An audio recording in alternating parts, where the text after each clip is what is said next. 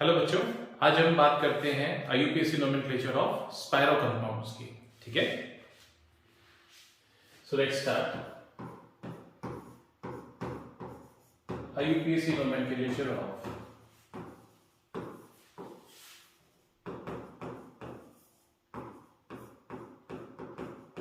Spiro compounds.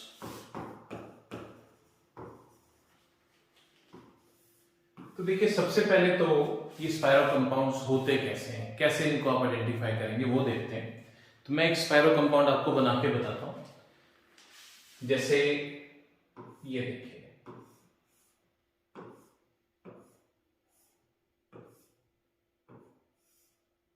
So this is an example of A spiro compound. Spiro compound में क्या होता है कि एक सिंगल एटम, जैसे बाइसाइक्लो में तो दो एटम्स कॉमन थे, यहां पर दो अलग अलग रिंग्स के लिए एक ही एटम कॉमन होता है। ठीक है, so in a spiro compound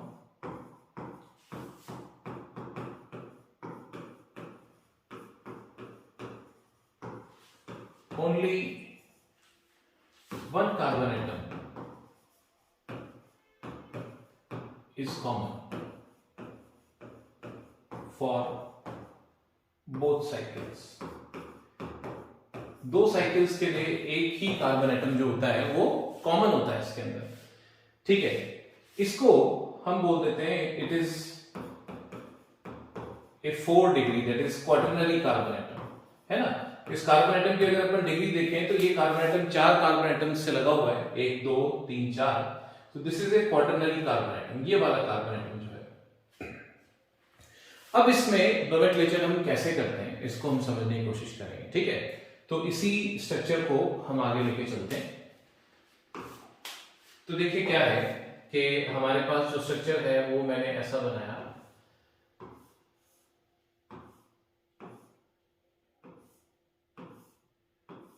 okay, तो अब जब भी आप स्पाइरो कंपाउंड्स की बात करेंगे, सबसे पहली बात, जैसे बाइसाइक्लो में प्रीफिक्स आता है, जो सेकेंडरी प्रीफिक्स होता है वो आता है बाइसाइक्लो, यहां पर आता है स्पाइरो।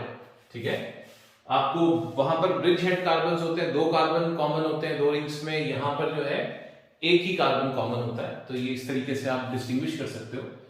तो स्पाइरो, और स्पाइरो के बाद ब्रैकेट में फिर से जो आपके दोनों तरफ कार्बन के एटम्स हैं जितने जितने, वो आप काउंट करके लिखेंगे। लेकिन यहां पर जो आप लिखेंगे, यहां बाइसाइक्लो से क्या अंतर है, वो ये अंतर है कि जो आप स्मॉलेस्ट से लार्जेस्ट की तरफ लिखेंगे, यहां पर smallest to largest number of carbon atoms की अगर आप बात करेंगे तो छोटे से बड़ा आप लिखेंगे। ठीक है, और क्वाटरनरी कार्बन एटम को छोड़ के वो गिनती आप लिखेंगे। तो जिससे अगर हम बोथ साइड्स अगर हम कंपेयर करें तो यहां पर क्या देखिए, इस तरफ है 1 and 2 कार्बन एटम्स है, इधर है 1 2 3 and 4 कार्बन एटम्स है। ठीक है, तो हम इसको कैसे लिखेंगे, असेंडिंग ऑर्डर में, जबकि बाइसाइक्लो में बड़े से छोटा लिखा था। तो छोटे से बड़ा हम लिखेंगे तो हमारे पास एक तरफ 2 कार्बन एटम्स हैं डॉट, दूसरी तरफ हमारे पास 4 कार्बन एटम्स हैं। इस तरीके से आपके पास आ गए। अब आप टोटल कार्बन एटम्स इसके अंदर काउंट कर लो।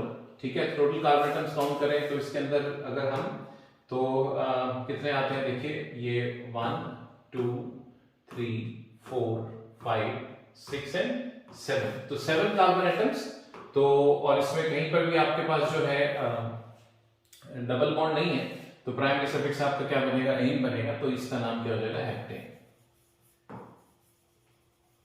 ठीक है, तो इस तरीके से स्पाइरो 2.4 और हेप्टेन, ये आपके पास इसका जो है आईयूपीएसी नेम बन गया। ये सिंपलेस्ट एग्जांपल जैसे आपके पास हो गया। ठीक है, तो एक स्ट्रक्चर मैं आपको देता हूं, आप मुझे बताइएगा। नेक्स्ट हम बात करते हैं। ठीक है, तो देखिए क्या है, जैसे मान लीजिए हमारा स्ट्रक्चर बनता है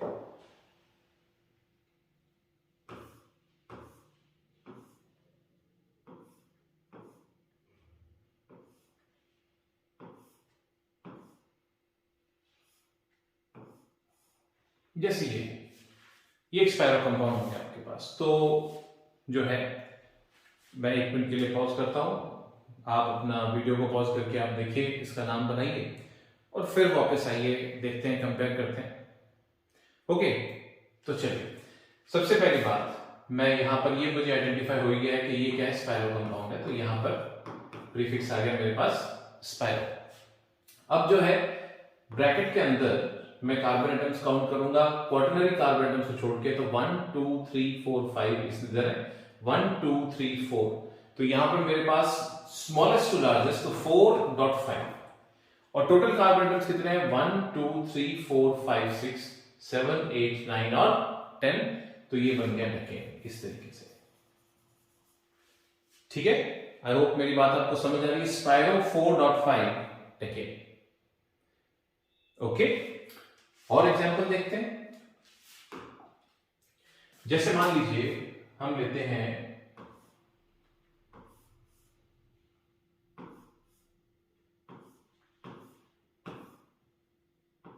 इस तरीके से। ठीक है, तो ये आपके पास ऑब्वियसली एक साइड में आपको और एक ब्रांच नजर आ रही है। तो अब इसमें क्या होता है कि आपने जो नंबरिंग करनी है, जो आपके पास 4 कार्बन एटम्स है नंबर 1 वाले, जो क्वाटरनरी कार्बन एटम्स लगे हैं, this is the 4 degree carbon atom, तो ये भी आपका नंबर 1 हो सकता है, ये भी और ये भी 4 कार्बन एटम्स है। लेकिन अगेन इररिस्पेक्टिव ऑफ के कौन सा ग्रुप किसी रिंग के ऊपर लगा हुआ है, हमें जो नंबरिंग शुरू करनी है यहां पर भी पहले स्मॉलेस्ट रिंग से लेते हुए फिर लार्जेस्ट की तरफ जाना है। ठीक है, और हम नंबरिंग भी शुरू करेंगे जो क्वाटरनरी कार्बन एटम है उससे लगा हुआ पहला जो कार्बन एटम है वहां से हम नंबरिंग शुरू करेंगे। तो ऑब्वियसली यहां पर अगर मैं बात करूं तो मैं ये कह सकता हूं कि ये वाले दोनों अभी मैं इन दोनों को नहीं लूंगा, क्योंकि यहां पर जो है मुझे काउंटिंग जो है छोटे रिंग से ही शुरू करनी है, क्योंकि क्लियरली मुझे दिख ही रहा है यहां पर कि क्या है, ये स्पाइरो है, और स्पाइरो के बाद अगर मैं ब्रैकेट के अंदर एटम्स लिखता हूं तो कितने कितने आते हैं इसके अंदर वो देखिए आप, तो 1 2 3 4 एंड 1 एंड 2, तो यहां पर 2.4 आएगा मेरे पास। ठीक है, अब देखिए क्या है कि इसका मैं नंबरिंग करूंगा तो मेरे पास दो ऑप्शन है, या तो मैं इसको 1 करूं या इसको 1 करूं, तो 1 करूं तो ऑब्वियसली ऊपर वाले को मैं प्रेफर करूं क्योंकि वहां पर ब्रांच लगी हुई, तो ये 1 2। ठीक है, अब देखना है ऐसे 1 2 और उसके बाद 3, और 3 के बाद मैं इधर भी जा सकता हूं इधर भी जा सकता हूं, हालांकि कोई फर्क नहीं पड़ रहा है इस टाइम, तो मैं कैसे भी इसको आगे क्रॉस करूंगा। तो यहां पर क्या है 3 के बाद जैसे मान लीजिए मैं ऐसे करता हूं 4 5 6 और 7, इस तरीके से मैं चला गया। तो अब ये क्या है स्पाइरो, नो डाउट ये जो है टोटल इसमें कार्बन एटम्स हैं 1 2 3 4 5 6 7 एंड 8, तो यहां पर आपके पास ये ऑक्टेन है, लेकिन इस ऑक्टेन के फर्स्ट कार्बन के ऊपर एक मिथाइल लगा हुआ है, तो इसका नाम बनेगा 1 मिथाइल स्पाइरो 2.4 ऑक्टेन। ठीक है, और एग्जांपल देखते हैं। ठीक, तो अब देखिए क्या है, जैसे मान लीजिए कोई फंक्शन ग्रुप लगाते हैं, सपोज कीजिए कि इस तरह का एक स्ट्रक्चर बनाते हैं। ठीक है, एक लगाते हैं COH, एक लगाते हैं NO2, एक लगाते हैं Br और एक लगाते हैं CH। ठीक है, तो फंक्शनल ग्रुप वाले कंपाउंड को हम देखें तो यहां पर हम जैसे बात करते हैं इसके अंदर, तो अगर आप पॉज कर लीजिए यहां पर और नाम लिख के देखिए एंड देन कम बैक, मैं अब आपको इसका नाम बताता हूं।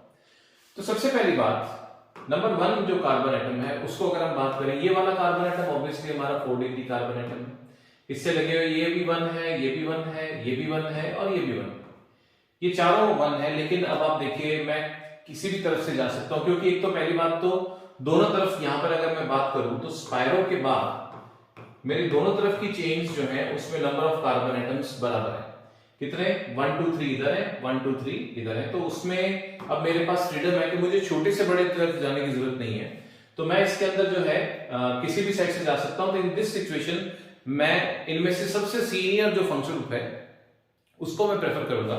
तो यहां पर अगर आप देखोगे तो ये कार्बोक्सिलिक एसिड जो है वो इसमें सीनियर मोस्ट है, तो मैं नंबरिंग ऑब्वियसली यहां से शुरू करता हूं। तो देखिए मेरी नंबरिंग क्या बनती है, ये आया 1, फिर उसके बाद 2 3 और ये 4। ठीक है, अब इस 4 के बाद फिर मुझे डिसीजन लेना है मैं किधर जाऊं, इधर जाऊं या किधर जाऊं, किस तरफ जाऊं मैं, 5 किसको दूं। तब आप यहां पर बात ध्यान से समझिएगा। आपके दिमाग में आ सकता है कि यार ये एल्डिहाइड है, ये सीनियर है, वो हेलोजन है, जूनियर है, तो मैं इसको जो है यहां से मैं इस तरीके से चलूं, लेकिन नहीं। जब आपके पास n नंबर ऑफ, अगर आपके पास पॉलीफंक्शनल कंपाउंड होता है तो उसमें सीनियर एक ही होता है, बाकी फिर उसके बाद सबकी हैसियत एक जैसी होती है और जूनियर ही होते हैं। तो यहां पर अब क्या है कि ब्रोमो या आपका जैसे ये कीटो, ये जो आपका फॉर्माइल है, दोनों की जो है हैसियत अगर आप बात करें बिल्कुल एक जैसी है। तो अब आपको सिर्फ अल्फाबेटिकली इसको कंपेयर करना है, ना कि आपको इसको सीनियरिटी के साथ देखना है, क्योंकि सीनियर मोस्ट तो हमारे पास एक कार्बोक्सिलिक एसिड है। तो यहां पर क्या हुआ आपके पास ऑब्वियसली, तो मैं क्या है ब्रोमो बी पहले आएगा डिक्शनरी के हिसाब से, तो 4 के बाद मैं यहां पर आऊंगा 5 6 एंड 7, इस तरीके से मैं यहां पर आपके पास नंबरिंग करूंगा। तो देखिए अब मेरे पास जो है इसके अंदर टोटल कार्बन एटम्स कितने हैं, अब मैं इसको नाम देना अगर शुरू करूं तो 1 2 3 4 5 6 और 5 6 और 7 कार्बन एटम्स हैं इसके अंदर टोटल। अगर हम बात करें तो ऑब्वियसली इसका वर्ड रूट क्या बनेगा, इसका वर्ड रूट बनेगा हेप्ट, ठीक है, इसका वर्ड रूट बनेगा हमारे पास हेप्ट। और अब मैं इसके प्रीफिक्सेस, अब हेप्ट के बाद फर्स्ट कार्बन एटम जो पेरेंट आपका जो प्राइमरी आपका जो फंक्शन ग्रुप है, जो सीनियर मोस्ट है, वो तो कार्बोक्सिलिक एसिड है, और मैं कार्बोक्सिलिक एसिड का कार्बन जो है पेरेंट चेन में इंक्लूड नहीं कर पा रहा, तो मैं कार्बोक्सिलिक एसिड लिखूंगा इंस्टेड ऑफ ओइक एसिड, ये हम बात जानते हैं। तो अब इसमें देखिए क्या आया, हेप्ट, और उसके बाद आपके पास यहां पर पेरेंट चेन में प्राइमरी सफिक्स जो आता है वो एन इन आइन में से होता है, तो वो आपके पास आएगा एन हेप्टेन 1 कार्बोक्सिलिक एसिड, ठीक है। अब प्रीफिक्सेस की बात करते हैं, तो प्रीफिक्सेस हमने डिक्शनरी के हिसाब से लिखने, तो ब्रोमो का बी आएगा, फॉर्माइल का एफ आएगा, नाइट्रो का एन आएगा, तो हम तीनों को अब इसको कंपेयर कर लेते। सबसे पहले ब्रोमो आ गया 5 ब्रोमो, और उसके बाद हमारे पास आया 7 फॉर्माइल, और फिर हमारे पास आया 3 पर जो है नाइट्रो, एंड देन स्पाइरो, और उसके बाद 3.3 हेप्टेन 1 कार्बोक्सिलिक एसिड, ठीक है। तो एक लास्ट ट्राई आउट करते हैं, ठीक है। तो देखिए क्या है, जैसे मान लीजिए आपके पास ऐसे है,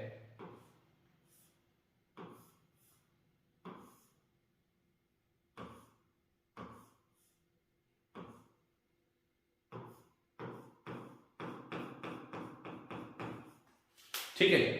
तो चलिए मैं आपको टाइम देता हूं, जरा सा आप पॉज कर लीजिए यहां पर और अपना नाम इसका फ्रेम कीजिए, then come back and compare, अपना देखिए आप सही करते हैं गलत, ठीक।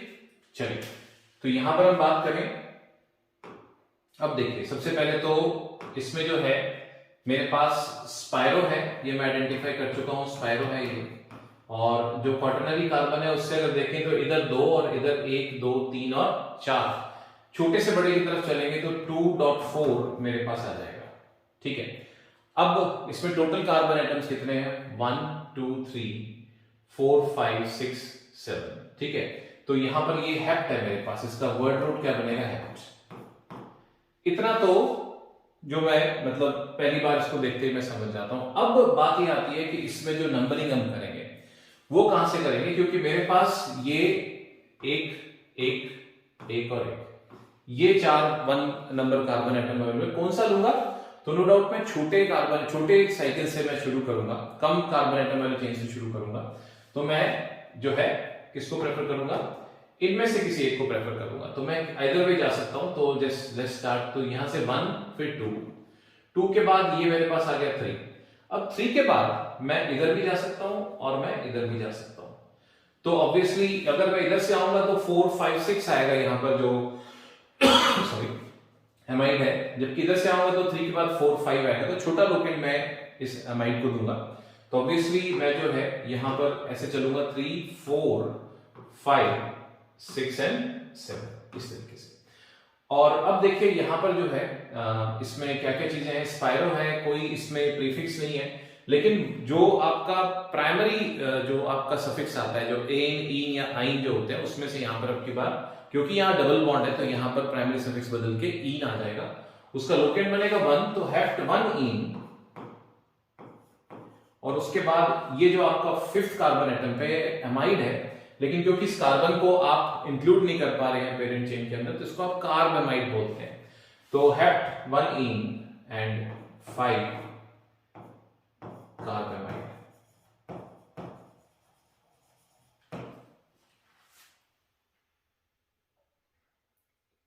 ठीक है, so this is all about spiral compounds. I hope you have learned something fruitful today. See you in the next video. Bye.